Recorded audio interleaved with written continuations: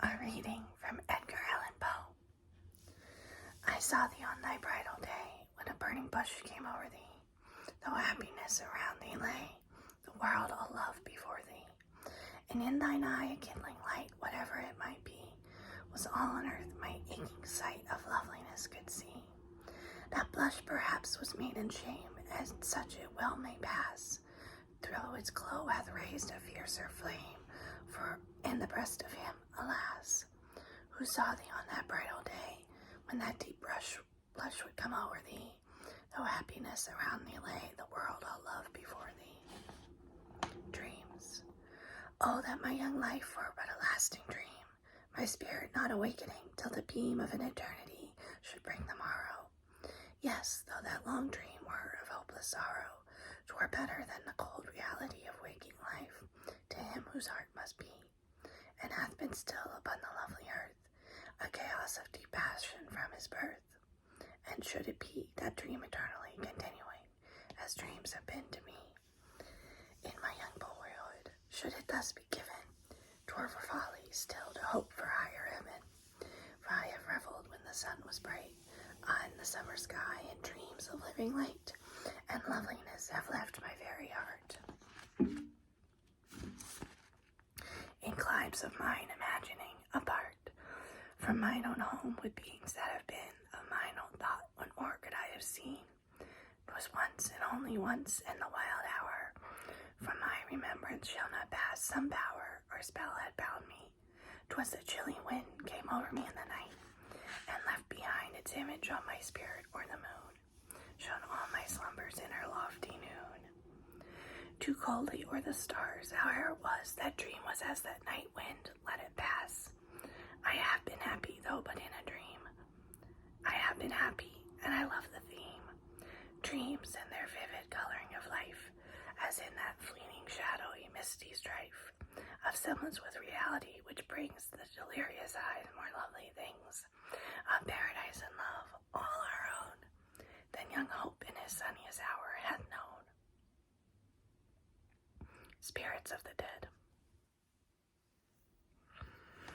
Thy soul shall find itself alone mid dark thoughts of the grey tombstone, not one of all the crowd to pry into thine hours of secrecy.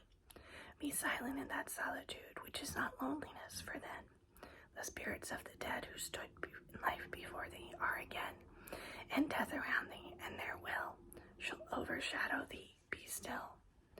The night, though clear, shall frown, and the stars shall look not down from their high thrones in the heaven, with lights like hope to mortals given, but their red orbs without beam to thy weariness shall seem as a burning and a fever, which would cling to thee forever.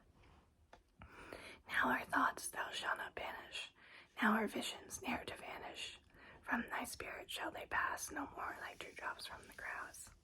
The breeze, the breath of God, is still in the mist upon the hill. Shadowy, shadowy, yet unbroken, is a symbol and a token. How it hangs upon the trees, a mystery of mysteries. 'Twas noontide of summer and midtime of night, and stars in their orbit shone pale through the light of the brighter cold moon. Mid planets her slaves, herself in the heavens, her beam on the waves. I gazed awhile on her cold smile, too cold for me. There passed as a shroud a fleecy cloud, and I turned away to thee, proud evening star, in thy glory afar. And dearer thy beam shall be, for joy to my heart is the proud part. Thou perished in heaven at night.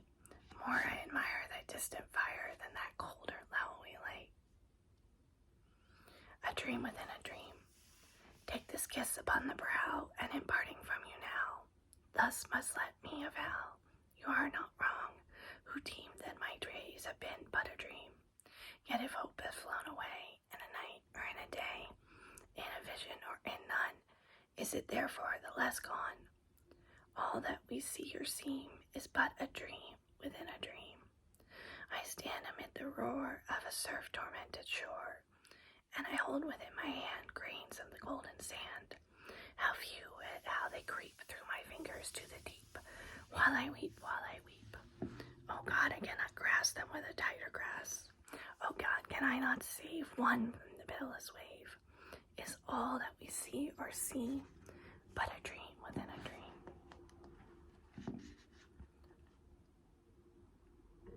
Stanzas.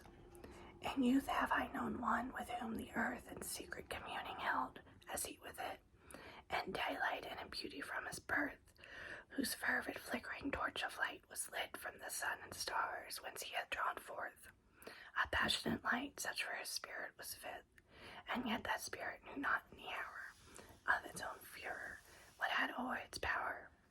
Perhaps it may be that my mind is wrought to a fever by the moonbeam that hangs over, but I will have believed that wild light fraught went more of sovereignty than ancient lore hath ever told, or is ever thought the unembodied essence and no more, that with a quickening spell doth o'er us pass, as dew of nighttime o'er the summer grass, doth over us pass when the expanding eye to the loved object, so the tear to the lid will start which lately slept in apathy. And yet it need not be that object hid from us in life but common, which doth lie each hour before us, but then only bit with a strange sound, as of a harp-string broken to awaken us. 'Tis a symbol and a token of what in other worlds shall be, and given in beauty by our God to those alone who otherwise would fall from life in heaven, drawn by their heart's passion and that tone, that high tone of the spirit which has striven, though not with faith, with godliness, whose throne with desperate energy hath beaten down, wearing its own deep feeling as a crown. Hit the subscribe button below for more readings and more whispering, and maybe some more